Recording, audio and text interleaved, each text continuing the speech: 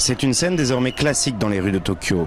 Comme toutes les semaines depuis des mois, des Japonais manifestent pour dire non au nucléaire.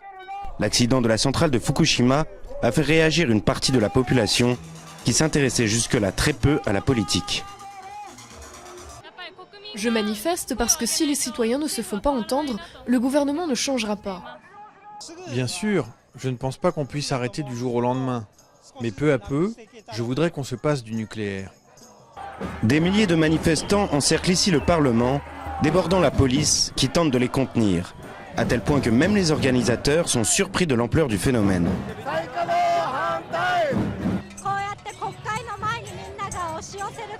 C'est incroyable de voir tout ce monde crier avec autant d'énergie devant le Parlement. Nous allons montrer que nous ne plierons pas devant le pouvoir des politiques. C'est un moment historique. Le Premier ministre Yoshihiko Noda, qui a autorisé le redémarrage de 2 réacteurs, est dans une position délicate. Son parti est divisé sur la question et plusieurs membres ont fait défection. Le chef du gouvernement dit vouloir rencontrer des manifestants, mais pour cette politologue, il ne s'agit pas forcément d'un signe d'ouverture. Il y a peut-être là une volonté d'être à l'écoute des gens. Mais ça ressemble à un geste symbolique. Ce n'est pas parce qu'il va rencontrer des manifestants qu'il va les écouter. Le Premier ministre Noda est plutôt entêté.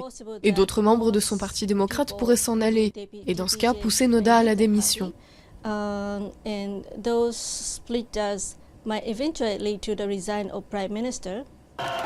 Qu'il démissionne ou qu'il reste, les élections législatives auront lieu au plus tard en août 2013.